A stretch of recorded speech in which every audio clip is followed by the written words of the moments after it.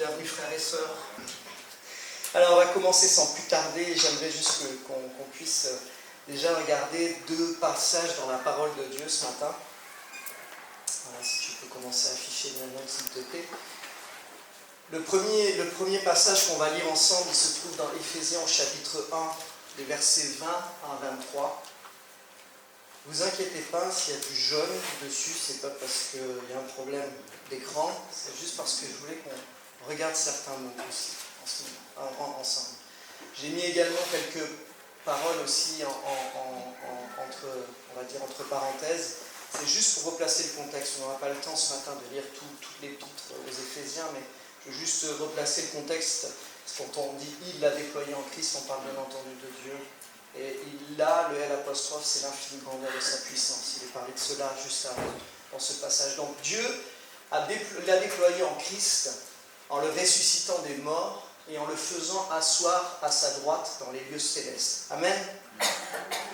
Au-dessus de toute dénomination, de toute autorité et de toute puissance, de toute dignité et de tout nom qui peut se nommer, non seulement dans le siècle présent, mais encore dans le siècle à venir. Amen. Il a tout mis sous ses pieds. Amen.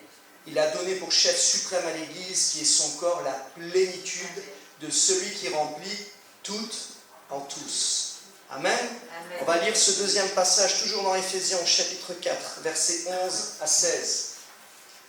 Et Jésus a donné les uns comme apôtres, les autres comme prophètes, les autres comme évangélistes, et les autres comme pasteurs et docteurs, pour le perfectionnement des saints, en vue de l'œuvre du ministère et de l'édification du corps de Christ, jusqu'à ce que nous soyons tous parvenus à l'unité de la foi et de la connaissance du Fils de Dieu, à l'état d'homme fait à la mesure de la stature parfaite de Christ, afin que nous ne soyons plus des enfants flottants et emportés à tout vent de doctrine par la tromperie des hommes, par leur ruse dans les moyens de séduction, mais que, professant la vérité dans la charité ou dans l'amour, nous croissions à tous égards en celui qui est le chef, Christ.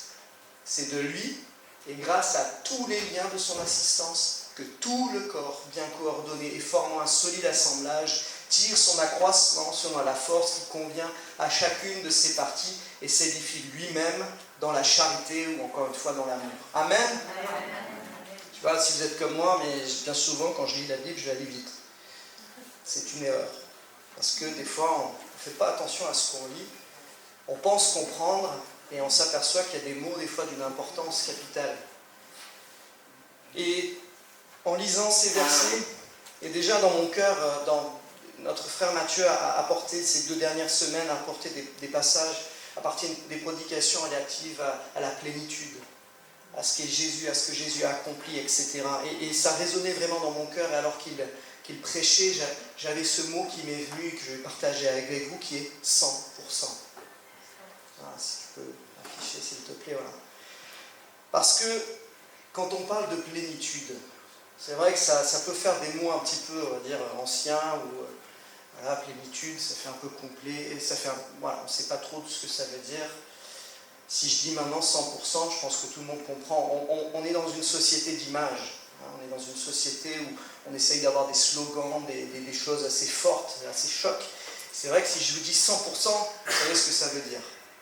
Et ce matin, je voulais justement, au travers de ces versets, partager ce que c'est que cette plénitude, de ce que nous avons en Christ. Et j'aimerais, au travers justement de ce qu'est ce 100%, je me suis posé la question, qu'est-ce que ça veut dire 100%? Qu'est-ce que ça veut dire la plénitude? Où est-ce qu'elle apparaît? Comment est-ce qu'elle apparaît? Et plusieurs mots nous sont venus. Je vous avouerai, j'ai eu à faire le tri, parce que je pense que déjà que je suis bavard de nature, personne ne va les manger aujourd'hui, donc ça serait dommage. Je vais avoir faim au bout d'un moment. Mais j'ai essayé d'en choisir quelques-uns. Je ne sais pas si on pourra tout aborder ce matin, c'est pas grave. Ce qui est important, c'est que le Saint-Esprit nous parle encore ce matin. Et la première chose, quand j'ai pensé à 100%, ça fait quoi? Ça fait 1. Jusque-là, même ceux qui ont eu des mal en maths, je pense que jusque-là, vous comprenez. Si vous avez un gâteau, j'ai fait ça l'année dernière avec mes enfants, CM1, donc voilà, les fractions. Voilà, le gâteau, vous avez combien de parts? Jean reçoit la moitié, Paul en reçoit un quart, combien il en reste? Voilà, et vous expliquez 100%, 25%, etc.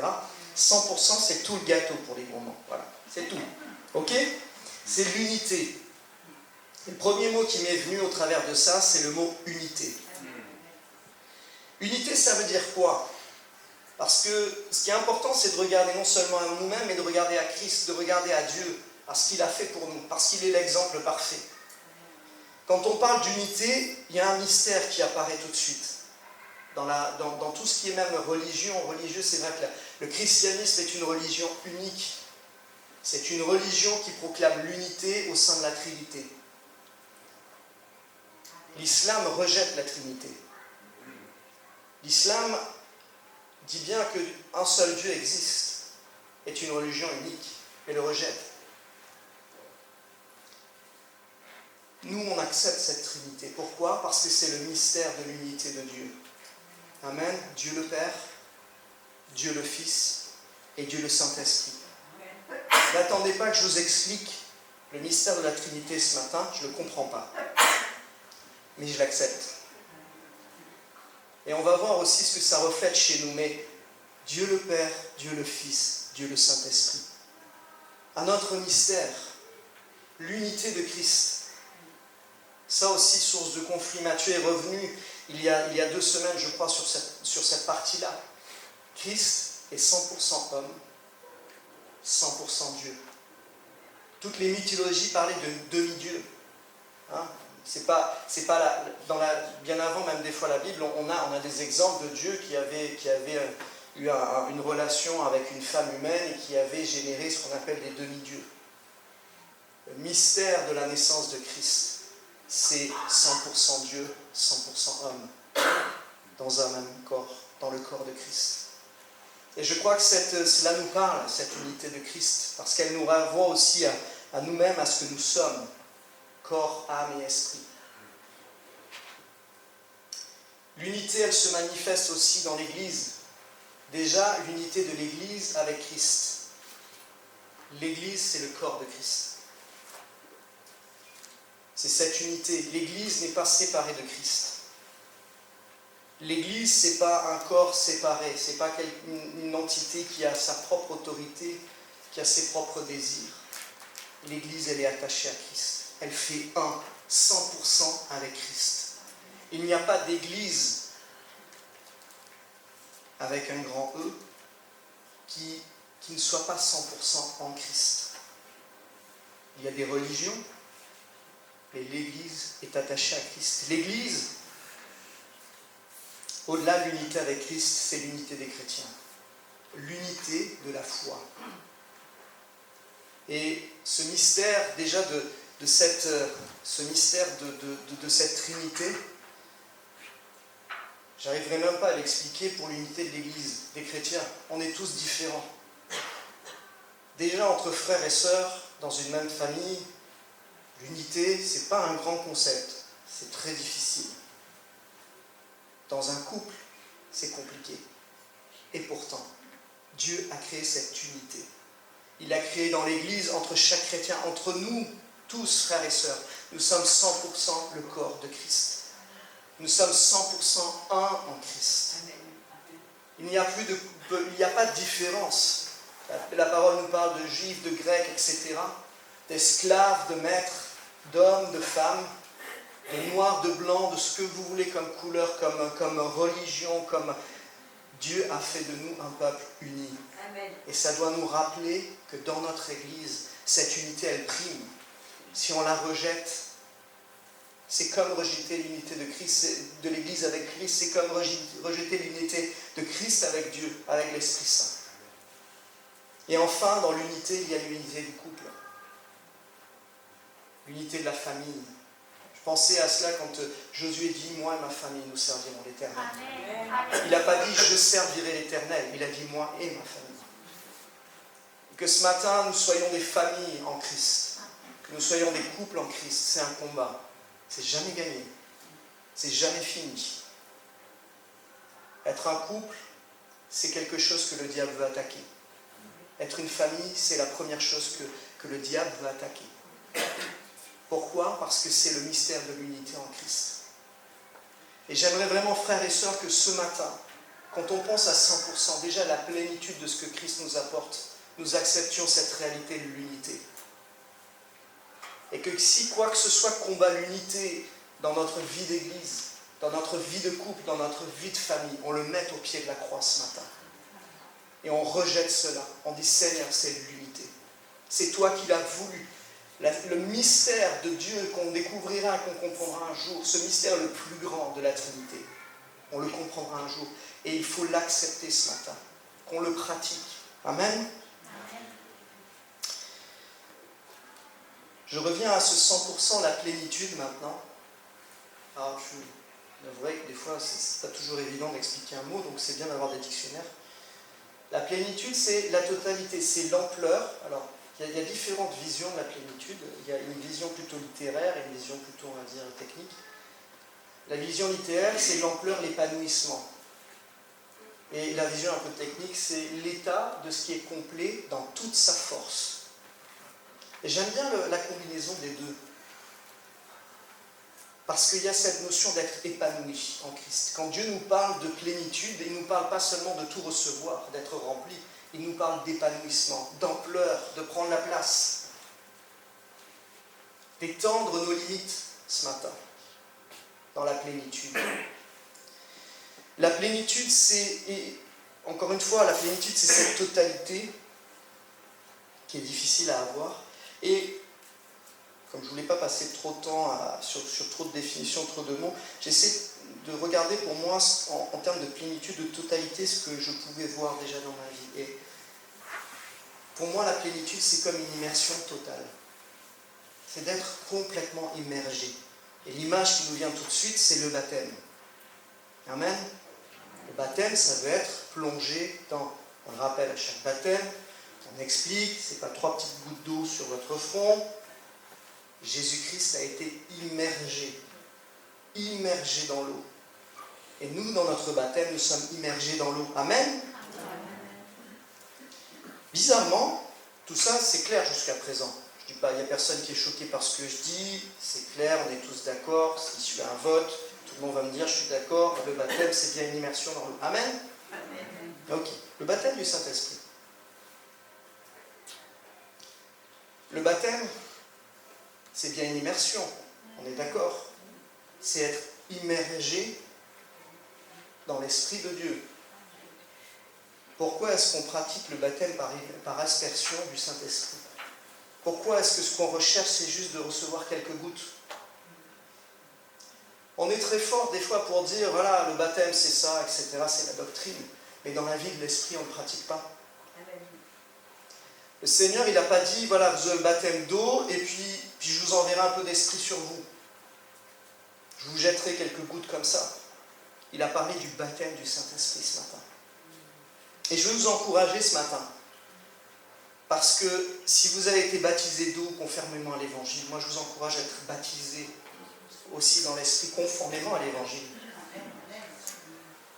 Voilà, il y a ce passage, je crois que c'est dans Ézéchiel, si je ne me trompe pas, ou c'est Ézéchiel qui avance dans le fleuve. Il commence à boire de l'eau, d'abord sur les pieds, jusqu'aux genoux, jusqu'à la taille, et puis il lâche complètement prise. C'est ça le baptême du Saint-Esprit. Et alors, cette semaine, il y avait un peu d'actualité sur les sous-marins, pour ceux qui regardent. Voilà, ça parlait pas mal. J'ai travaillé un petit peu dans les sous-marins pendant quelques années, et puis quelques petits véhicules qui étaient embarqués dans ces sous-marins. Un sous-marin, c'est immergé. Jusque-là, on est d'accord? C'est fait pour ça. C'est conçu pour naviguer sous l'eau, immergé. J'ai eu la chance de monter dans un sous-marin. J'ai eu aussi la chance de ne pas monter dans un sous-marin pendant qu'il naviguait en surface, parce qu'il paraît que même le plus expérimenté des marins, il a peut-être envie de vomir. Parce que c'est pas stable un sous-marin en surface. Ça tangue. Dès qu'il y a une vague de travers, ça bouge. Et nous, on est comme ça. On est des sous-marins. On est fait pour naviguer dans la totalité, la plénitude de l'immersion du Saint-Esprit. Merci Seigneur. Voilà, sauf qu'on navigue en surface. Ah, on aime bien avoir la tête hors de l'eau. Hein, on veut bien avoir le périscope parce qu'on veut bien voir. Voilà, où on va. Je ne vais pas rentrer dans trop d'analogies du sous-marin, il y a le Schnorchel, il y a beaucoup de choses qui pourraient ce matin nous parler de ce que c'est. Mais un sous-marin, quand il veut être efficace, pas faire de bruit, être vraiment pour son but, il est complètement immergé. Il ne prend même plus d'air à l'extérieur.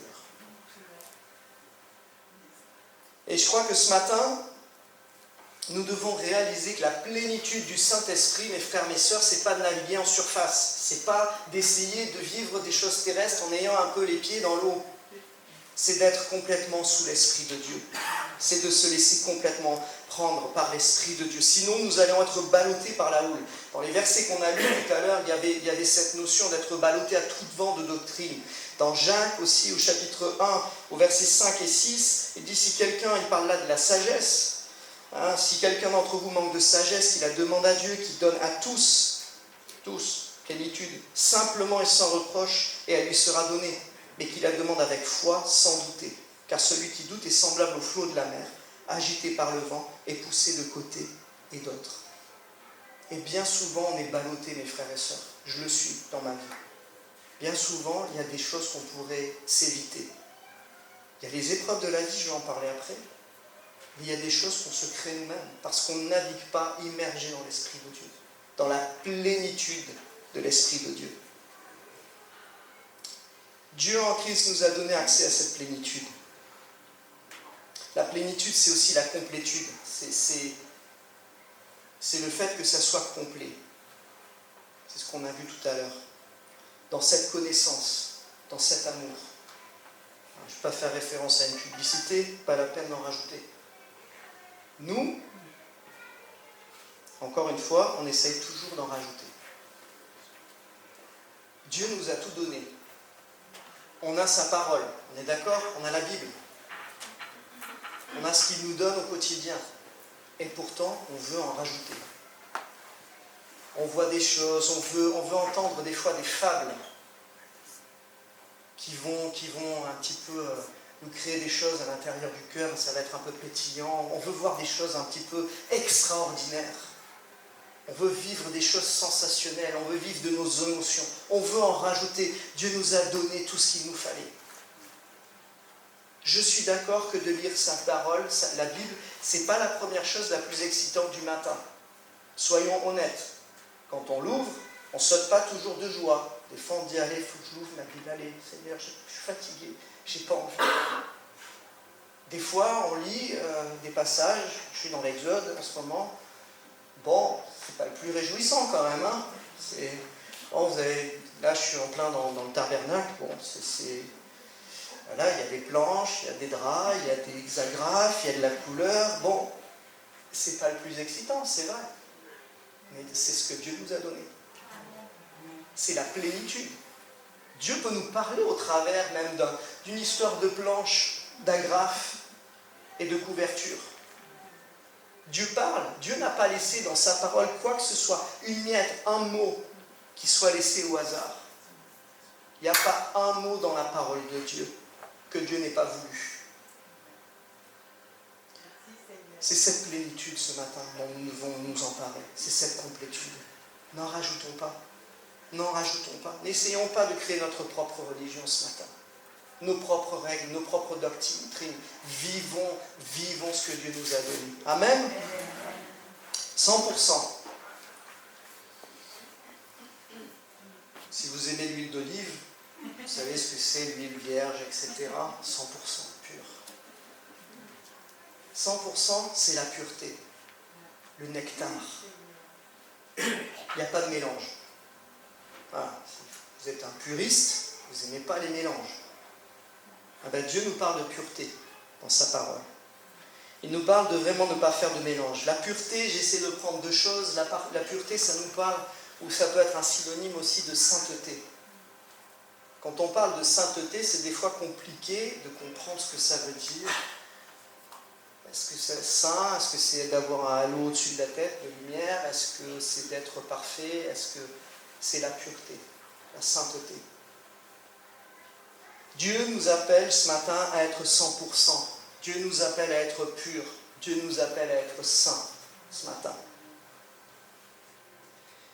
Dans 1 Pierre au chapitre 1, versets 15 à 16, il dit « Mais puisque mais puisque celui qui vous a appelé est saint, vous aussi soyez saints dans toute votre conduite.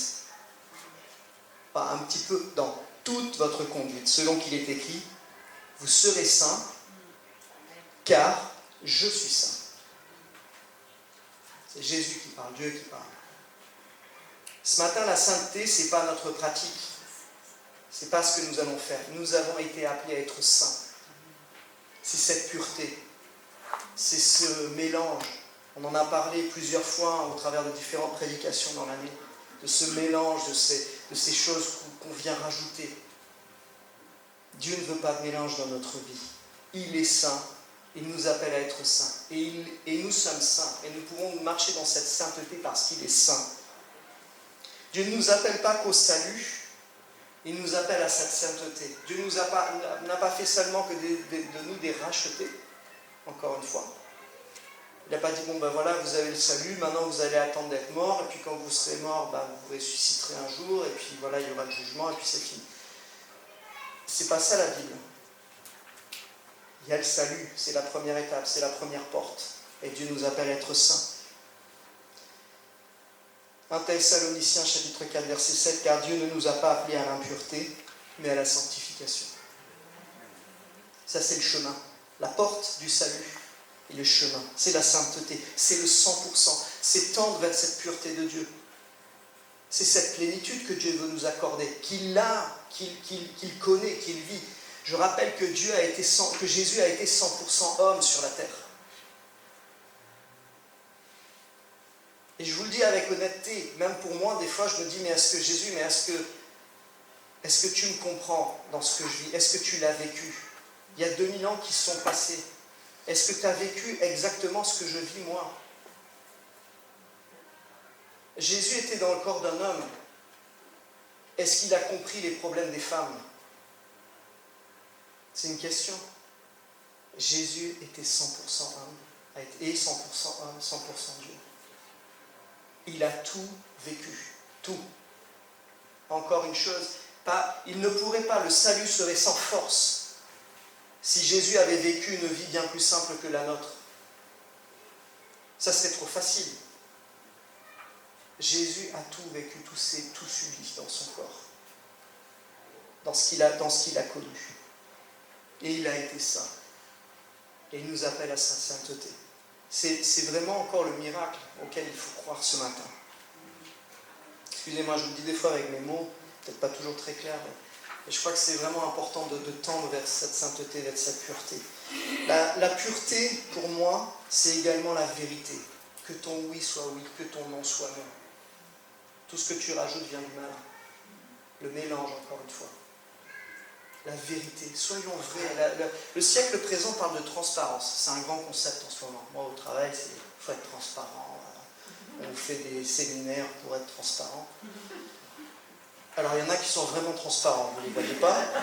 Mais la transparence, c'est quoi? Cette vérité, c'est d'être vrai. C'est de ne pas masquer les choses, de ne pas faire semblant. La vérité réside dans la parole de Christ. Il est la vérité. Amen.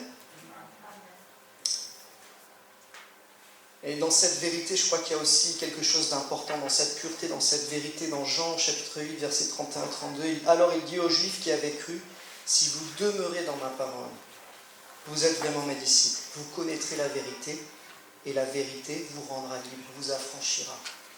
Amen. Cette vérité, c'est celle qui nous rend libres ce matin. De vivre ce 100%, cette plénitude que Dieu nous donne, dans la vérité, d'être vrai entre nos frères et sœurs. D'être vrai avec Dieu, d'être vrai dans notre famille. Cette vérité, ça ramène aussi à cette unité. Si on cache des choses, c'est qu'on n'est pas avec l'autre. On est d'accord? Si vous cachez des choses à votre femme, il y a des chances qu'il n'y ait pas d'unité dans votre couple.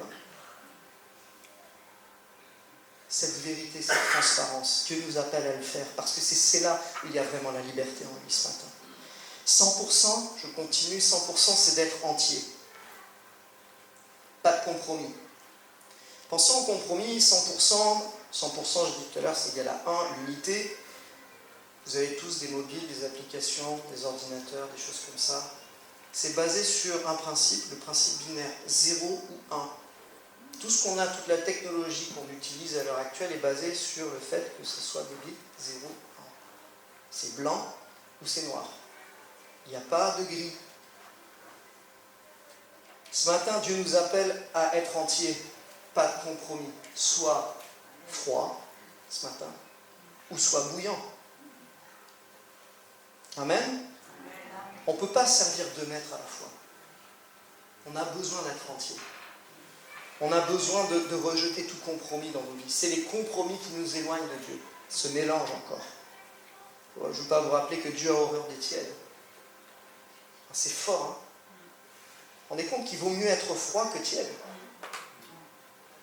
Enfin, je préfère être bouillant, hein, mais c'est encore pire d'être tiède que d'être froid. Parce que Dieu est entier. Et il rejette tout ce qui n'est pas entier, tout ce qui n'est pas, on va dire, la lumière ou les ténèbres. Le péché ou la sainteté. Il n'y a pas de sainteté avec du péché. C'est séparé. C'est 0 ou c'est 1. C'est froid ou c'est bouillant. C'est les ténèbres ou la lumière. Il n'y a pas de compromis. Entier, pour moi, ça veut dire aussi tout pour Christ. On l'a chanté ce matin. Tout pour Christ. On chante tellement de fois, oui, prends tout, Seigneur. Tout. Prends ma vie. Prends mon âme. Christ doit avoir la première place ce matin. Que ce ne soit pas juste des beaux chants qu'on chante. Que ce ne soit pas juste un moment, mais c'est Seigneur, je te donne tout. Je te donne tout. Mes faiblesses, mes forces. Ce que j'aime, ce que je n'aime pas. Dans ma vie, prends tout. Soyez entiers pour Dieu. Il prend tout. Nos problèmes, il les porte. Ne continuez pas à porter vos problèmes. Déposez-les à la croix. Soyez entiers, emmenez tout à Dieu. Ne pensez pas qu'en lui emmenant seulement le dimanche les bonnes choses. Moi, j'ai longtemps cru, honnêtement, que ça se passerait bien quand je jouais au piano, quand je dirigeais la louange, si j'avais eu une bonne semaine, si j'avais bien lu ma parole, si j'avais prié, si j'étais venu à l'église. Je pensais qu'alors j'aurais un bon culte. Et les semaines où ça ne s'était pas bien passé, eh bien, je n'étais pas bien. C'est une erreur. Ça ne dépend pas de nous. Ça ne dépend pas de nous. Ça dépend de Dieu seulement. Alors, vous savez, des fois, on peut chuter. Oui, ça arrive. C'est pas une excuse. Mais, par contre, je crois que tout ça, on l'emmène entièrement devant Dieu. On ne peut pas le louer, on ne peut pas jouer de la musique, on ne peut pas prêcher, on ne peut pas prier, on ne peut pas louer, on ne peut pas adorer si on laisse tous les bagages derrière. On n'est pas entier, on n'est pas vrai. Quand on vient avec tout. Amen. Allez, encore 2 petits points. Je regarde l'heure. Voilà. Je ne suis pas encore arrivé à l'heure, donc c'est bon. Jusqu'au point important que je vous ai partagé. Christ a donné sa vie totalement. Sans faire de jeu de mots, Christ a donné sa vie 100%. Il a payé à notre place. Il n'y a pas une goutte de sang que Jésus a mis de côté. Il a tout donné. Il a tout partagé.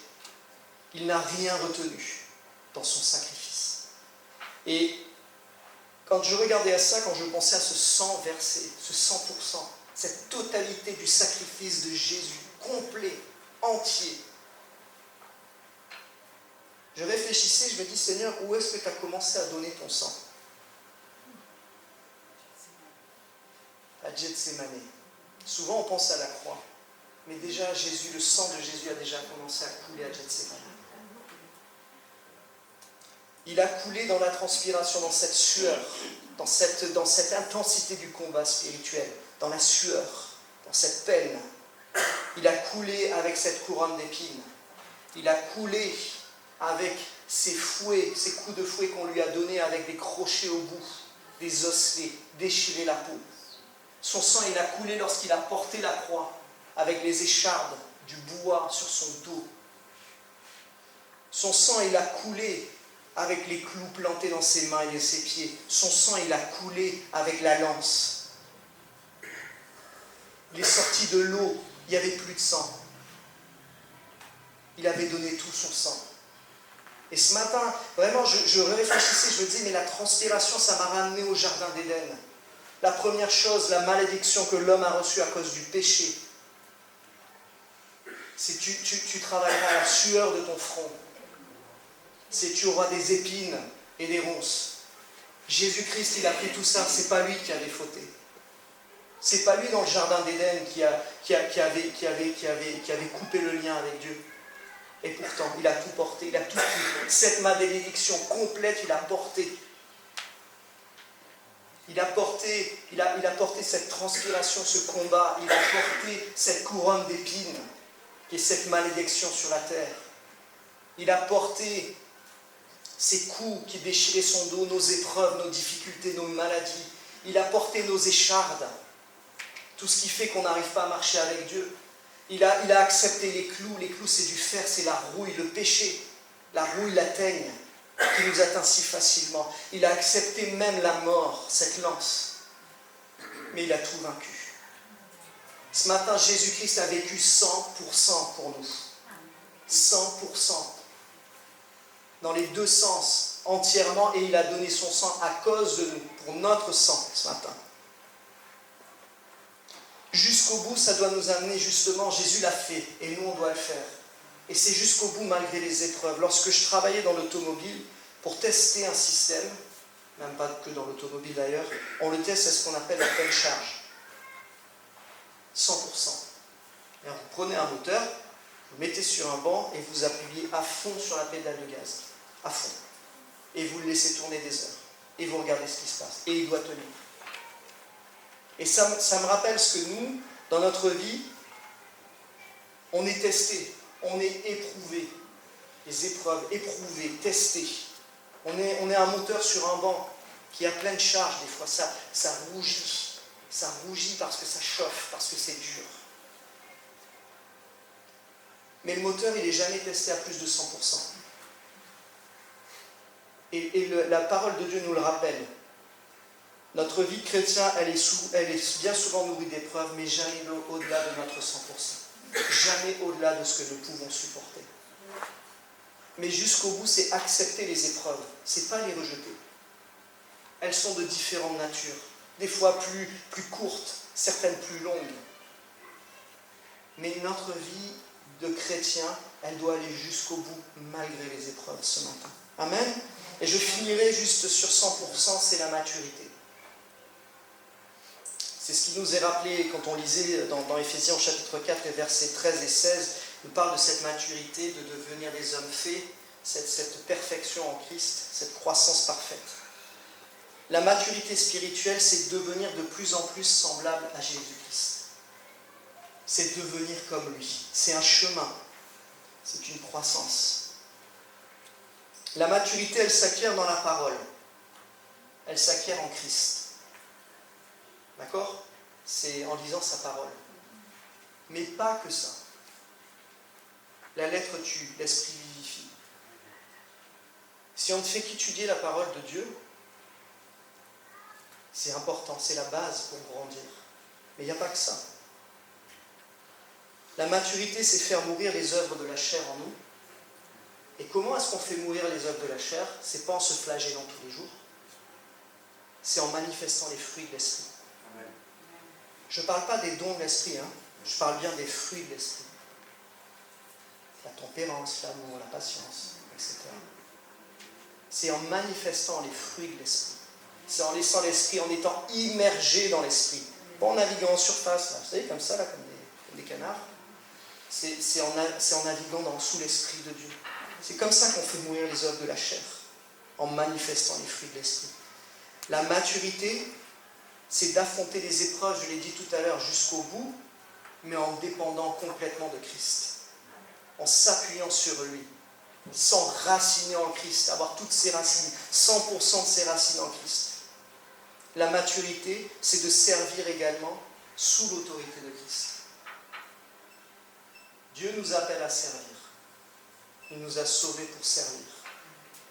Sinon, c'était simple, encore une fois, on donnait notre vie à Dieu, puis on partait au ciel.